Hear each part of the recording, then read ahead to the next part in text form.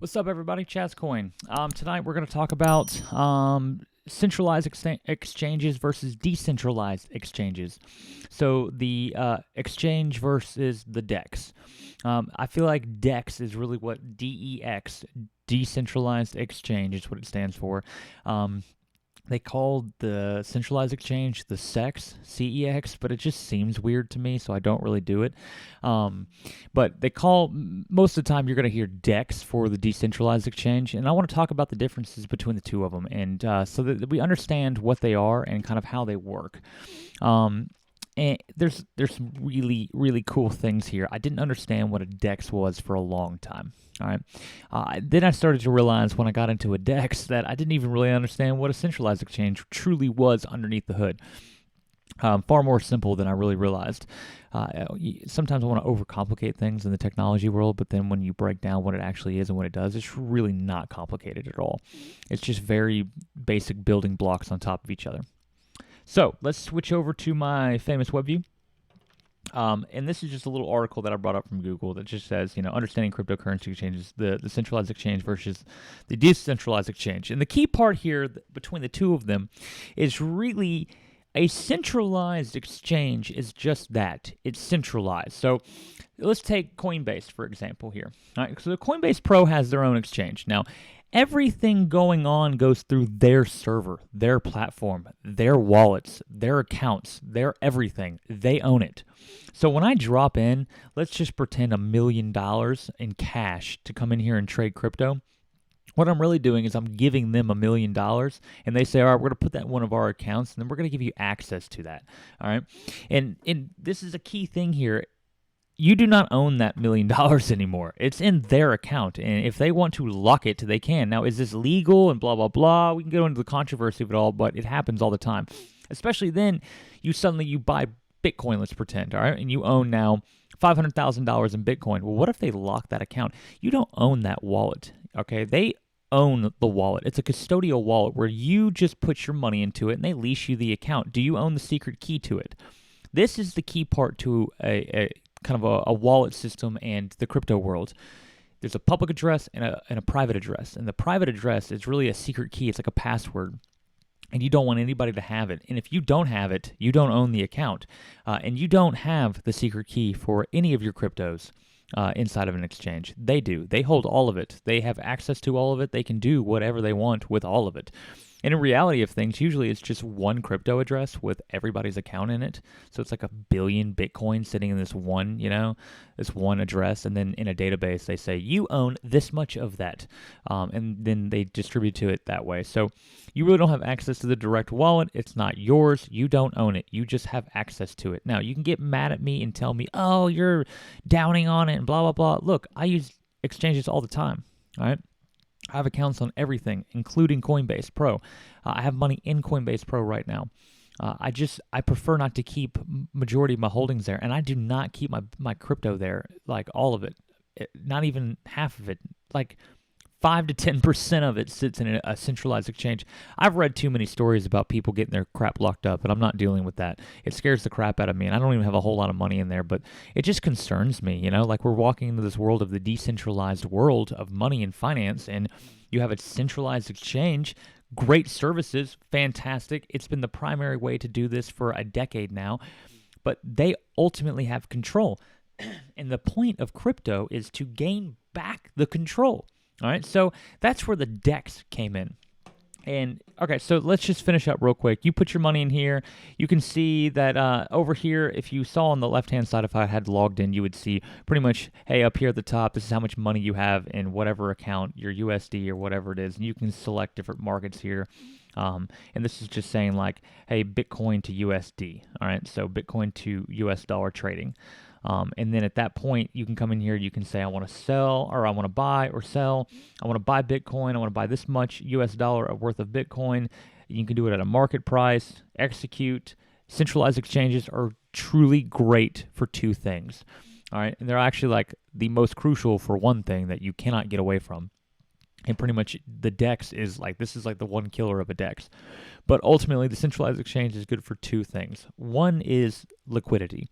they have way more money flowing in and out of these guys than a DEX does, most of them. All right, now we can talk about Binance's DEX here in a moment, but ultimately Coinbase has a ton of liquidity. And what that means is when I press market buy and I just want to buy at the price right now, doesn't matter, just fill the order, give me all of what I want to buy 1 Bitcoin for at the market price. That means I don't care what the price really is in the end to the cent, just whatever the closest to the price right now. I want you to give me that price worth of it. And it will just autofill. And it might be a little higher or a little lower than what you last saw, depending on what everything's going in the market. And what really comes down to, I'm selling Bitcoin and I'm offering these prices for it. And someone who comes in says, I want to buy certain amount at this price. Well, if those match up, they'll, if those two prices match, well, then they'll do it. But if they don't match, then we kind of sit and wait, and your order just sits and waits for a match to take place. And that's really what an exchange is. It's matching these orders up. And when you do it at a market, you don't really say, I want a specific order. You're just saying, I want the latest value of the coin. Whatever it is at the current price right now, just do it for that. Don't care. I'm not setting a price to it. The price can fluctuate as you're buying the coins. That's totally fine. Just purchase it. It's great for liquidity. In a DEX situation, you may press market buy, and it may tell you there's not enough liquidity to do a market buy, meaning that no one's offering the coin for the price at the current spot. The current cost may be X, but that doesn't mean anybody's offering to sell it on that platform at that X price. And then at that point, you either have to set a limit or you have to then just deal with the fact that you can't, That's the real issue, is the liquidity issue. So you want to make sure that a lot of people are in there trading, because then you have a lot of liquidity and you have a lot of money flowing around, and you can make orders and stuff like that, make happen market orders. The exchange can take place much faster. Number 2 would be fiat. All right, so it's really difficult. You want to pull out your money, right? You want to use this money eventually. You made $1 million in crypto, and you're like, man, this is great. I'm going to put it in dollars, put it in my bank account, and go buy some cool stuff. Well, a centralized exchange is great for that. You can hook up your bank account. They're approved by FDIC approved usually. Some of the major, at least the big ones are. I'd be careful about, just which ones you use. Coinbase obviously being like the most well-known and mainstream one. I wouldn't say the biggest, but the most mainstream one, and probably the biggest in the United States, to be honest with you, and definitely for beginners. If you're getting into this world, Coinbase is definitely for beginners. It's very simple, and the UI design of it all it's very clean and it's very well done. Because you can just see this right here versus this right here. This looks a lot. This looks like way more. And I think that just makes it easier. So if you want to change into fiat and go into your bank account, way easier. A decentralized exchange has no way of doing this as of right now. You would have to have some other kind of system built into that, and you can't do that. So you would ultimately have to come back to an exchange if you want to get dollars or your fiat back. So liquidity and fiat. These are the two key things that a centralized exchange has over a DEX as of right now. So let's talk about a DEX. A decentralized exchange, all right, means that it's not going through one company. No one entity owns it. Coinbase owns the Coinbase exchange, all right? They own it, they run it, they manage it, they profit off of it. No one owns the Binance DEX. And really the way this works is there's a blockchain network system Binance has built, all right, BNB. And I think they have 2 chains actually, so don't quote me on which one it's running on, but the Binance DEX might actually have its own chain and its own coin. I need to double check into that actually now that I say this. But ultimately, it's got its own chain of nodes, and all these nodes are out there running. It's just like an Ethereum. It's just a blockchain cryptocurrency network that has a native coin for itself, and it has smart contracts built into the network, like they all do. Like the Ethereum has a software that takes in smart contracts and then runs them, but most of these guys, they just have smart contracts built in. Like XRP has a built-in exchange, so the DEX is literally built into the system of the ledger via smart contract. So you really have a DEX built into it. I'll explain that in just a second, but it's the same idea as the Binance side. They have their own network, their own chain, and essentially you come in here and it's running, and you have to connect your wallet. All right, this is what makes it. Nothing's going through a centralized server. No one controls it. This is just, if no one was on here, it just sit there, and nothing would happen, and it would just that's it, like, but nothing, it's not being run by anybody. And you own your own account, all right? And what you do is you have a wallet for your cryptocurrency. You have some kind of a wallet. So what you do is you connect up your wallet. Now, they only allow Truby and I think a couple of other ones. They have specific wallets that you can connect up. And let's chat about XRP Toolkit because this will be a little easier. Same idea. This is just the DEX that runs off, that allows you to trade via the XRP ledger. And this is really what's going on right now. You can even see that I have a buy order in right here that's just open and it's waiting to be filled. And you can kind of see the spread and kind of what's going on. So I don't want to get too deep into this, but ultimately you add your account up here at the top. And it's going to say, how do you want to add your account?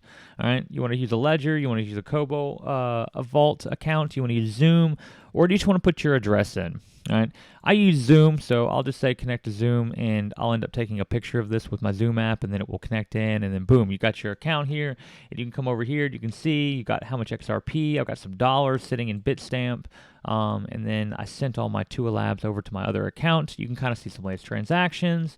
You can do a lot of stuff here. This XRP Toolkit by Tua Labs, good job. This is pretty impressive. I got to give it to you guys. I really like this. I use it all the time, literally every day. You can do escrows. You can do a lot of stuff here. But the DEX is really what we want to talk about. So you've connected up your wallet, which means it's going to use your wallet and your secret key now securely in the background, all done by smart contracts. There's no middle people working the background. Coinbase runs the background of everything.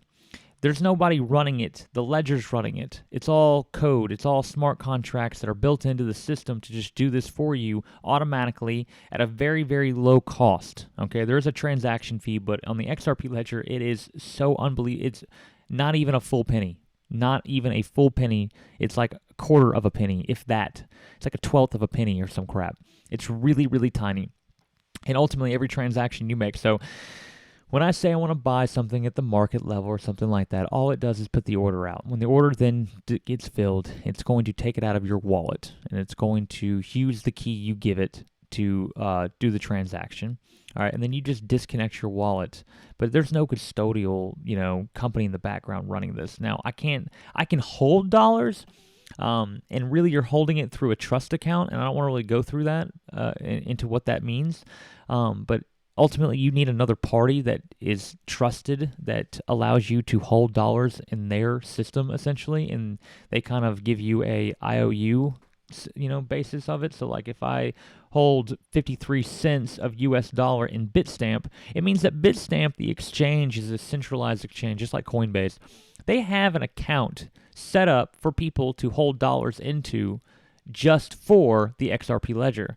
So anybody can really say, hey, I'm going to connect a little trust line to you, and I'm going to store some dollars in there, and I'm going to give you some XRP in exchange for it, kind of a thing. So I give you XRP, you let me hold dollars, I can sell the dollars back to you, you give me the XRP back. That's kind of how that whole thing works. And this whole ledger, this whole system is built into these DEXs to allow you to control. It essentially allows you to control everything. You own it, you control it, you deal with it. It's all peer-to-peer trading almost in a sense. The centralized exchange gives you a platform for that peer-to-peer trading, but the money ultimately flows through them to get to the next person. So it's really not peer-to-peer. And not only that, but they also charge you transaction fees, a lot of money sometimes, percentages of how much you're trading. And on here, it's negligible how much it costs to do a transaction or a trade. So I send money over here. I do my trades and stuff that I can, and depending on what it is, over here on a DEX, and then I'll send it back over to a centralized exchange to get my dollars back out. That's usually how I try to work my stuff, but that's really the differences between a centralized exchange and a decentralized exchange. And they're really cool. I mean, we're talking about some really promising future here. This is a really cool trading platform. And remember that these DEXs do not run on dollars. Their whole base currency is based on the ledger and the native currency of the ledger. So Binance DEX has a native currency of BNB, and that is what they trade off of. Everything's based off BNB because that's the native currency. It doesn't know really what a dollar is. When you come over here, XRP Toolkit, and you trade, everything's based off XRP. That's what everything's based off because that's the ledger and that's the native currency and that's what it knows. So the dollar is a secondary thing to it. XRP is what you got to send in. You trade with XRP. You trade your XRP. You send your XRP back out to get to a centralized exchange.